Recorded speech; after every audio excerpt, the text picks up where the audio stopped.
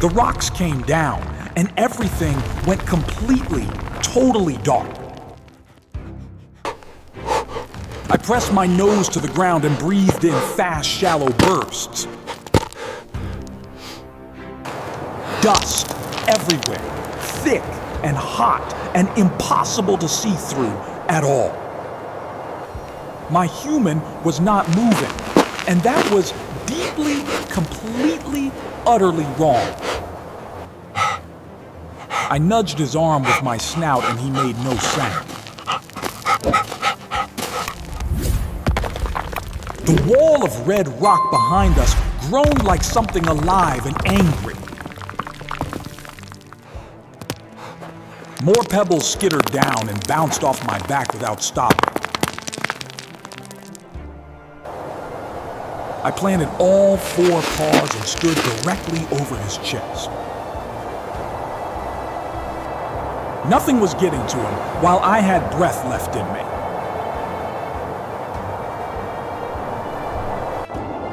The canyon wall stretched up so high, I could not see sky. Hot air pressed down on us like a heavy, invisible, crushing blanket. My ears rotated forward and caught a sound from somewhere below us. Not rocks, not wind. Something else entirely was moving down there. Low and slow and deliberate, like something that already knew we were here. Whatever it was getting closer with every single passing second. I did not bark because barking would tell it exactly where we were.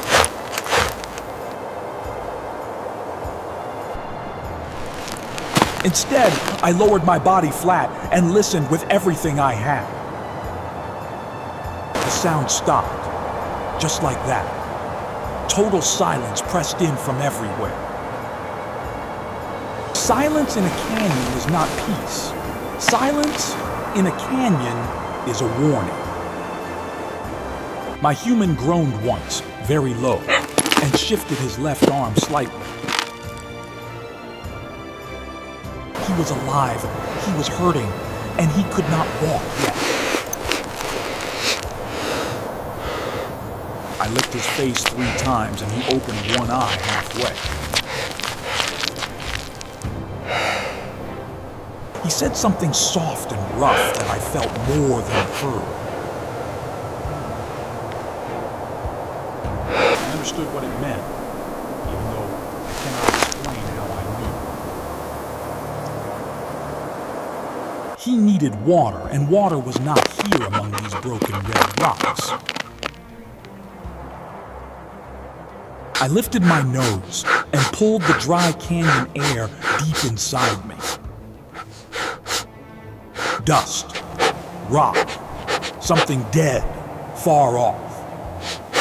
And underneath all that, something wet. Faint and distant, but absolutely real and absolutely in the opposite direction. I looked at my human and then I looked down the canyon.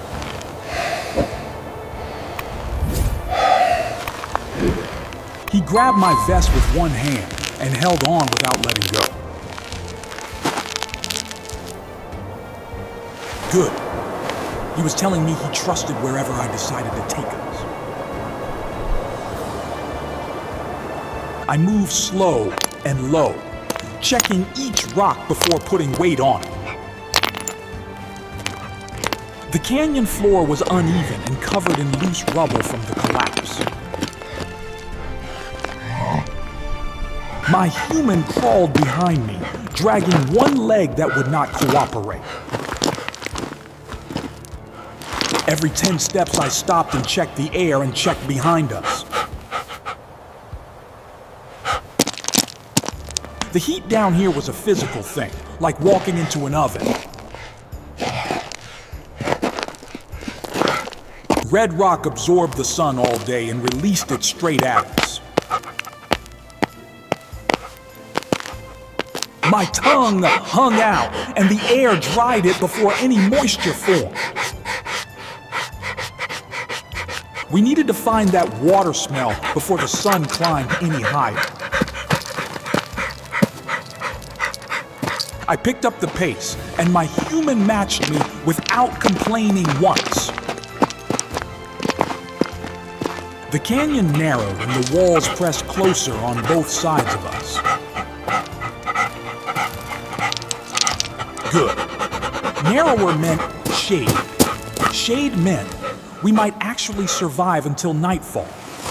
Then I smelled it again, stronger now, coming from a crack in the wall. I pressed my nose against the rock and felt cool air on my face. My human reached past me and touched the dark, wet patch on the stone. He pressed his palm flat against it, and I watched his shoulders drop. Relief. Real and total. And the first safe feeling since the rocks came down. He worked at the crack with his knife, and water began to seep through. Not much, not enough, but enough to keep moving for a few more hours. And then the smell from below returned, and this time it was much closer. I spun around and put myself between my human and whatever was out there.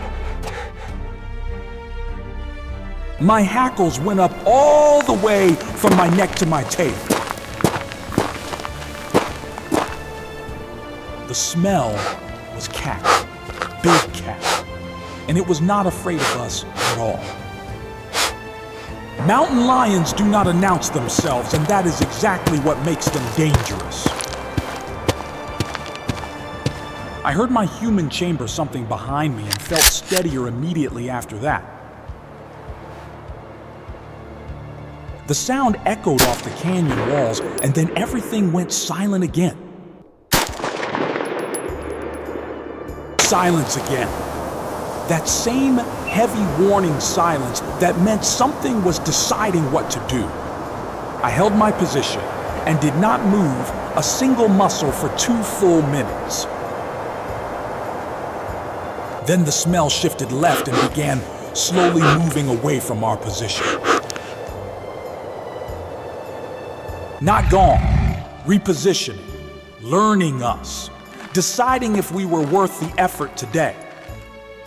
My human put one hand on my back and kept it there while waiting.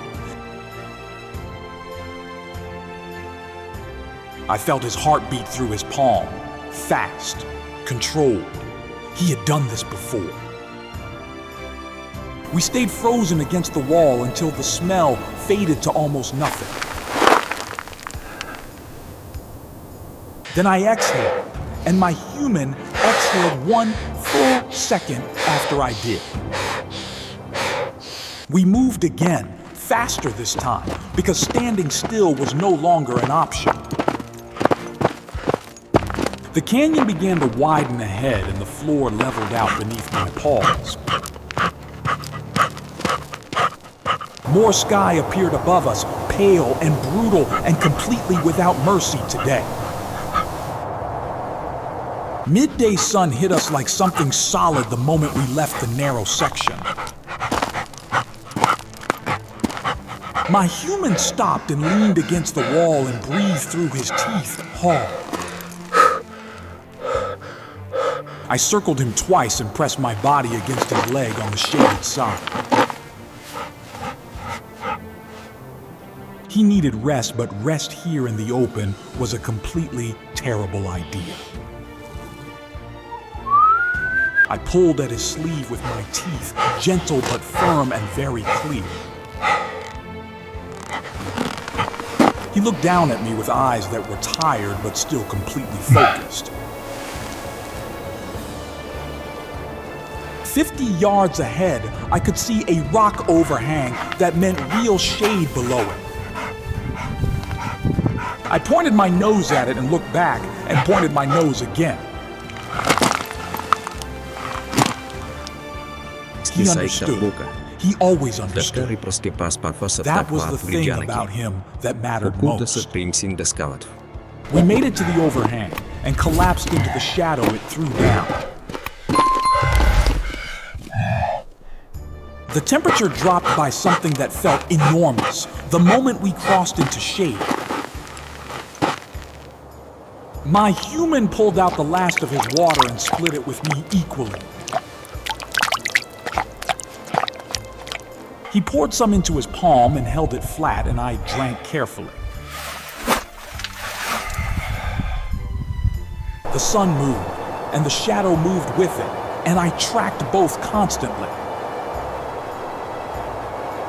My human slept for a while, and I sat at the edge and watched.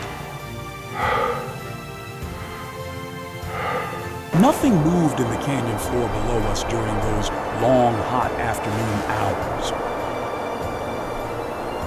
But I could still smell the cat, faint and patient, somewhere off to the left. It was waiting for dark, and I understood that with complete and total certainty. When my human woke up, he looked at the sky and then looked at me. The canyon walls were turning from red to orange, and orange meant evening was coming. Evening meant the temperature would drop, and the cat would become something much more serious. I had been thinking about our position the entire time he was asleep resting. There was a way up. I had seen it while he slept. A thin ledge. It zigzagged up the north wall, starting about 30 yards from our current position.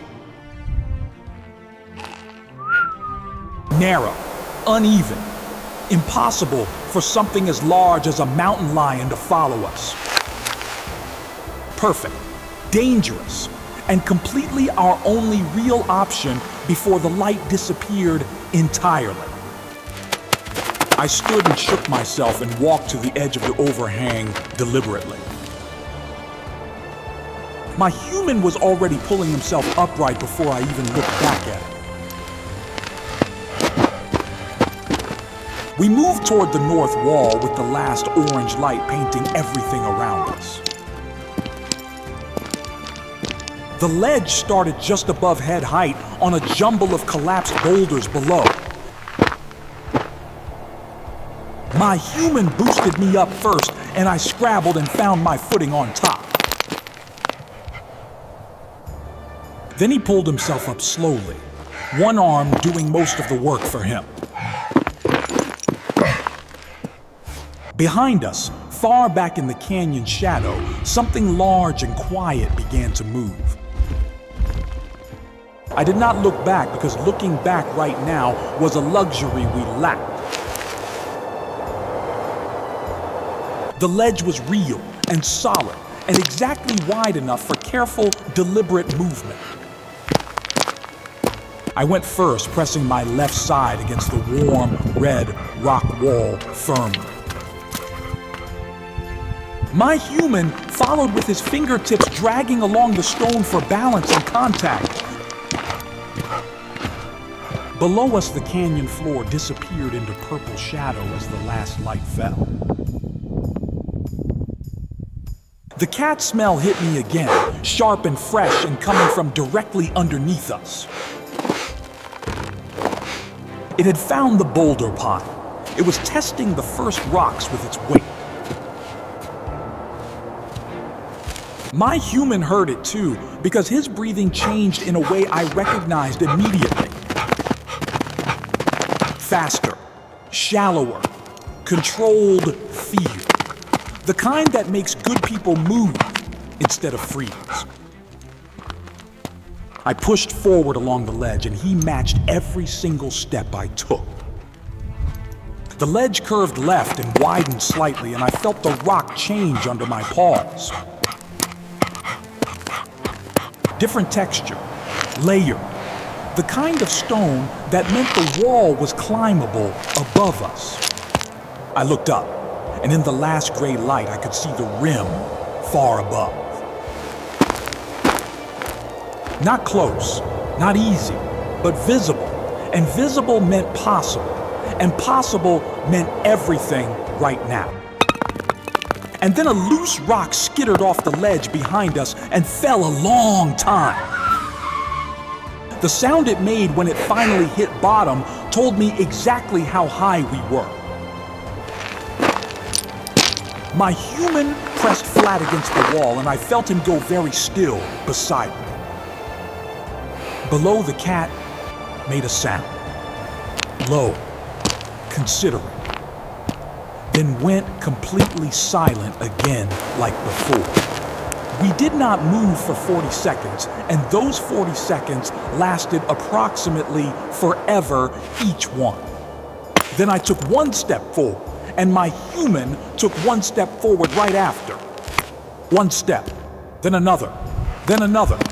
The rim was up there, and we were going.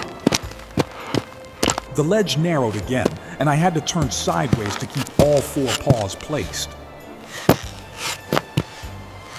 My human went to his hands and knees, and that was actually smarter than standing upright. Lower center of gravity, more contact with the rock, better. He always adapted without being told.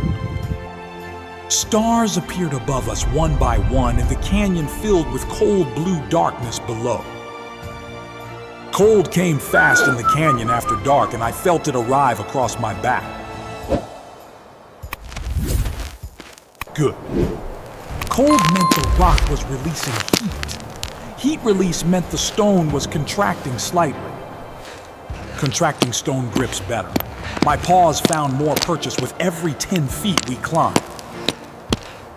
My human was breathing hard now, the injured leg dragging but never once stopping completely. I kept my pace matched to his, not mine, because leaving him behind was not a category. The ledge ended at a wide shelf, and I scrambled up onto it and turned around fast. I braced all four legs and grabbed my human sleeve and pulled with everything I had left. He came up over the edge and collapsed face down on the shelf, breathing in huge gulps. I stood over him again, same as the beginning, same position, same absolute commitment as always. Below us, the cat appeared on the ledge we had just left, visible against the pale rock. It looked up at us for a long moment, and I looked directly back at it without blinking. Then it turned and disappeared back down into the dark canyon without making another single sound. My human rolled onto his back and looked up at the stars and said something very soft. I lay down beside him and put my chin on his chest and listened to his heartbeat. Strong, uneven, stubborn, exactly like the rest of him.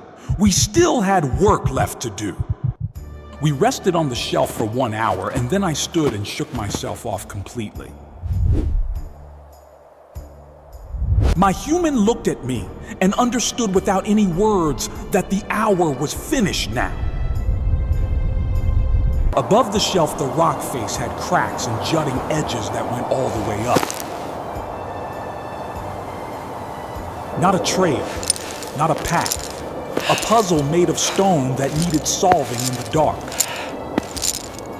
I went up first, testing each hole, backtracking twice when the rock crumbled under my weight. My human followed my exact path, placing his hands where my paws had already been before. We climbed in silence except for breathing and the occasional scrape of boot against redstone. Halfway up, the wind found us, and it was cold and real and tasted like open sky. I pushed toward that taste because open sky meant the rim, and the rim meant everything now. My front paws hit flat ground, and I pulled myself over the edge and onto the top. Flat ground, solid ground, ground that did not drop away into darkness beneath my paws. I spun around and braced and grabbed his sleeve again and pulled with my last reserves. His good leg found a crack and pushed, and his torso came over the rim edge.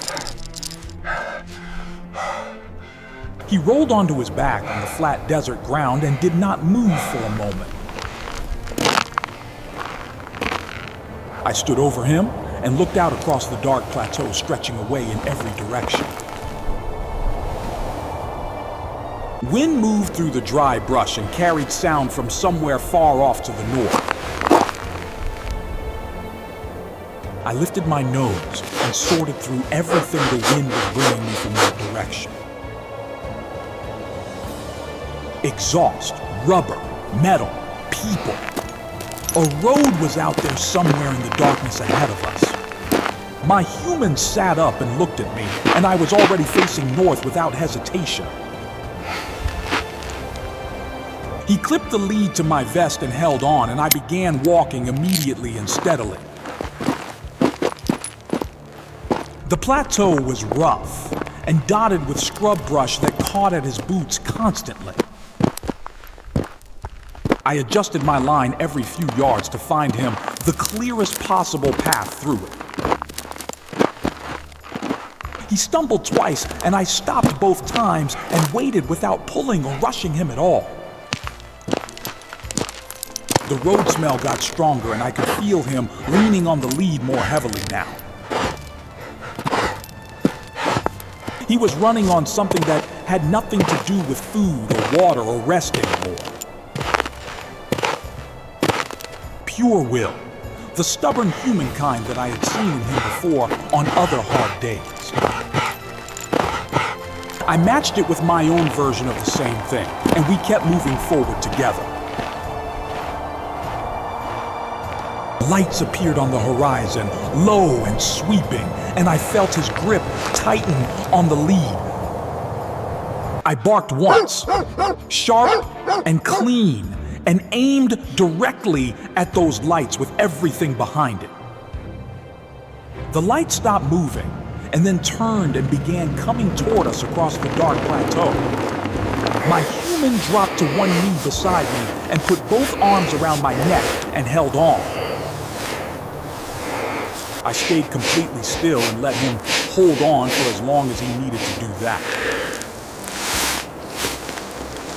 Voices reached us before the lights did, and they were urgent and moving fast toward our position.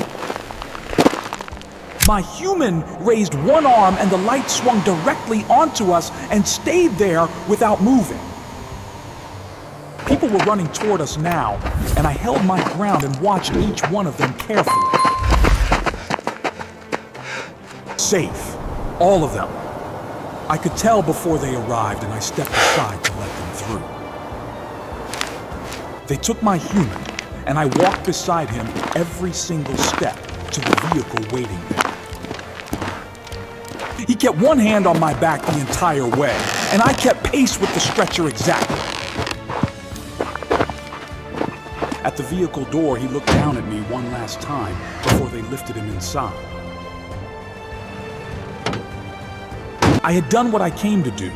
The canyon could keep its silence. We were going home.